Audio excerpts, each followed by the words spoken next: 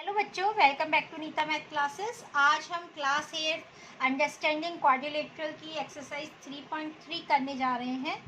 तो I hope इससे पहले की वीडियोस आप देख चुके होंगे और आपको बहुत सारी एक्सरसाइज समझ में आ गई होंगी। आज हम करते हैं 3.3 का फर्स्ट क्वेश्चन। हमें क्वेश्चन दिया गया है, given a parallelogram ABCD, complete each statement along with the definition और प्रॉपर्टी यूज्ड।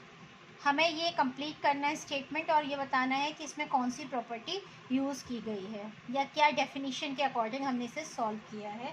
तो देखिए, करते हैं फर्स्ट पार्ट। ABCD ये हमारा पैरेललोग्राम है। इसने कहा है AD is equal to what, मतलब AD किस चीज़ के बराबर है। तो AD क्या है, AD BC के एक बराबर होगा। क्यों? क्योंकि आपको पता है कि पैरेललोग्राम में अपोजिट साइड्स क्या होती हैं, इक्वल होती हैं। Then AD is equal to BC। और इसके लिए क्या लिखेंगे, as we know opposite sides of a parallelogram। Parallelogram को ऐसे भी लिख सकते हैं, आर इक्वल पैरेललोग्राम, ठीक है। Second, angle DCB is equal to dash. Angle DCB, देखिए DCB, दिस एंगल, ये एंगल किसके बराबर होगा, ये एंगल अपोजिट एंगल के बराबर होगा। एंगल्स जो अपोजिट एंगल्स होते हैं वो भी पैरेललोग्राम में क्या होती हैं, इक्वल होते हैं। तो इज इक्वल टू हो जाएगा angle DAB, because opposite angles of a parallelogram are equal. ये मैं एक दो में लिख दे रही हूँ, बाकी फिर आप खुद लिख लीजिएगा। Angles of a parallelogram are equal. Third पर आते हैं। थर्ड दिया है OC is equal to dash. देखिए ओ ये दिया है मिड पॉइंट O। OC किसके बराबर होगा, OA के बराबर। क्यों? क्योंकि पैरेललोग्राम के डायगोनल्स बाइसेक्ट करते हैं एक दूसरे को, मीन्स बाइसेक्ट करते हैं, मीन्स OC OA के बराबर होगा और OB पार्ट OD के बराबर होगा। Then OC is equal to क्या हो जाएगा, OA। Why? Because diagonals of a parallelogram bisect each other. diagonals of a parallelogram bisect each other। Next आते हैं फोर्थ पार्ट पर। लिखा है measurement of angle DAB plus measurement of angle CDA is equal to dash. देखिए, इसने कहा है कि जो हमारा एंगल DAB है, DAB ये प्लस CDA ये, इन दोनों का सम कितना होगा, दिस एंगल और दिस एंगल। देखिए, ये दोनों पैरेलल लाइन है, ये एक ट्रांसवर्सल है। जब दो पैरेलल लाइन को एक ट्रांसवर्सल कट करती है तो ये एंगल्स हमारे क्या कहलाते हैं, एडजेसेंट एंगल्स कहलाते हैं, है ना। या आप इनको क्या कह सकते हैं, को इंटीरियर एंगल्स भी बोलते हैं। तो एडजेसेंट एंगल्स का सम कितना होता है, 180 डिग्री, या को इंटीरियर भी बोल सकते हैं, एडजेसेंट एंगल्स और को इंटीरियर एंगल, है ना। और क्यों? Because AB is parallel to CD and AD is a transversal. ये फर्स्ट क्वेश्चन कंप्लीट हुआ। अब हम आते हैं सेकंड क्वेश्चन पर, तो शुरू करते हैं। सेकंड क्वेश्चन में हमें दिया गया है, consider the following parallelograms, find the values of unknown XYZ। इसका फर्स्ट पार्ट है, ये फिगर दिया हुआ है फर्स्ट पार्ट में हमें, और हमें XYZ की वैल्यू निकालनी है। एक एंगल हमें दिया है 100 डिग्री का, ठीक है, बाकी हमें XYZ निकालना है। तो मैं फर्स्ट पार्ट शुरू करते हैं। देखिए, इसको कैसे करेंगे, ये 100 है ना, और अपोजिट एंगल्स क्या होते हैं पैरेललोग्राम के, इक्वल होते हैं। तो y भी क्या हो जाएगा, 100 हो जाएगा, है ना। आपको रीज़न लिखना पड़ेगा, y opposite angles of a parallelogram are equal, so angle CBA is equal to angle CDA।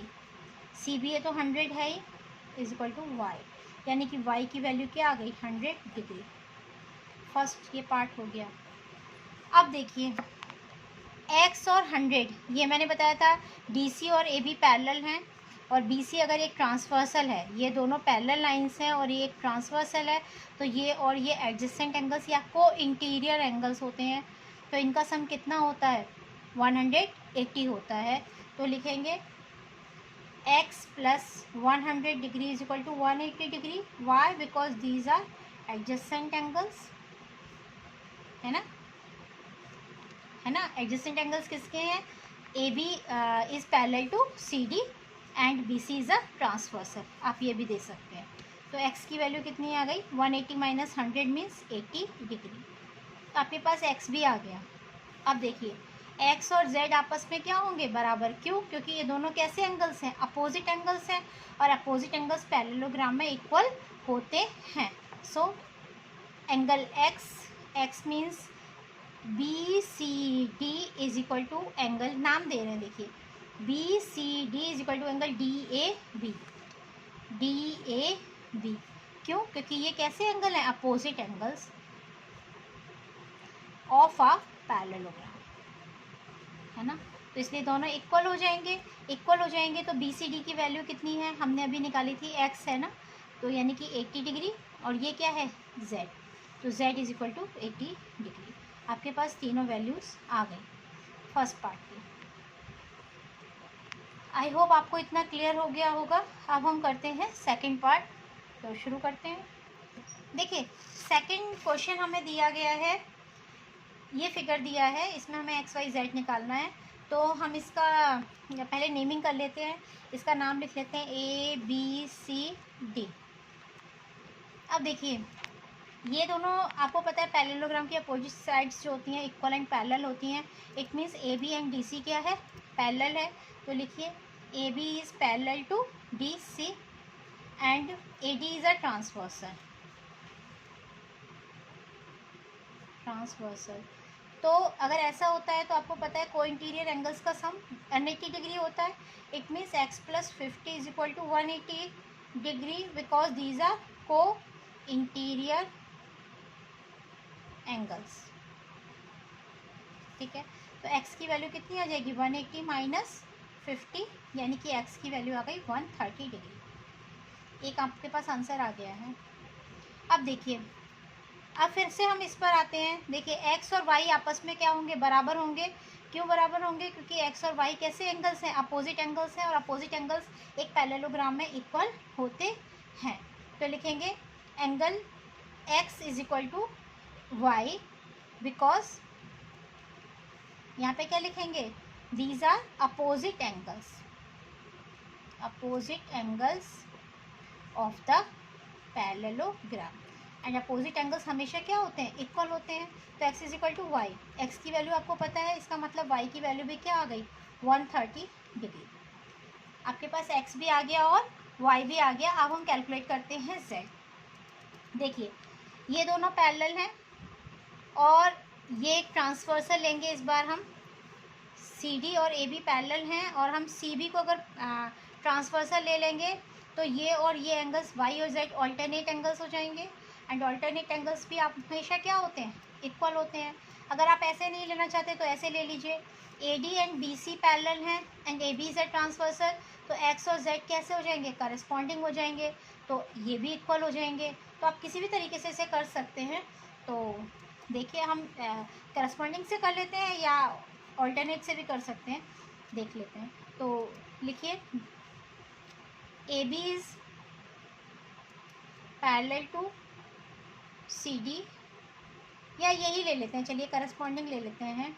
AD is parallel to BC and AB is a transversal.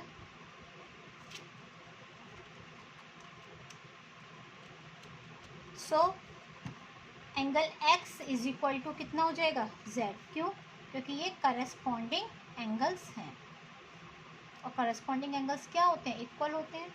और x की वैल्यू आपके पास 130 है ही, तो z की वैल्यू भी क्या हो जाएगी? 130 डिग्री। तो आपके पास तीनों वैल्यूज़ आ गई, x, y और z। तो ये सेकंड पार्ट हमारा कंप्लीट होता है। अब आते हैं हम थर्ड पार्ट पर, तो शुरू करते हैं। देखिए थर्ड जो पार्ट है इसमें हमें ये दिया गया है कि ये फिगर दिया हुआ है ना, और हमें एक्स वाई जेड की वैल्यू निकालनी है। ये भी बहुत सिंपल सा है। ये देखिए इसमें क्या है, ये आपको पता है जब दो लाइन एक दूसरे को काटती हैं तो ये एंगल और ये एंगल वर्टिकली अपोजिट एंगल कहलाते हैं, और वर्टिकली अपोजिट एंगल्स हमेशा क्या होते हैं, इक्वल होते हैं। तो देखिए AC लाइन और BD लाइन एक दूसरे को इस पॉइंट पे कट कर रही हैं, इसका मतलब ये वाला एंगल और ये वाला एंगल क्या होंगे, बराबर। ये आपको दिया है 90 डिग्री। देखिए जब इस तरीके से एक स्क्वायर की शेप में बनाते हैं ना, इसको स्ट्रेट लाइन से बनाते हैं जब भी एंगल को, तो वो 90 डिग्री का होता है।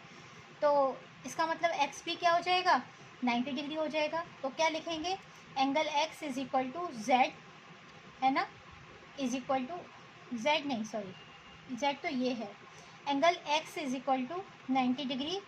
क्यों, क्योंकि ये क्या है, वर्टिकली अपोजिट एंगल है।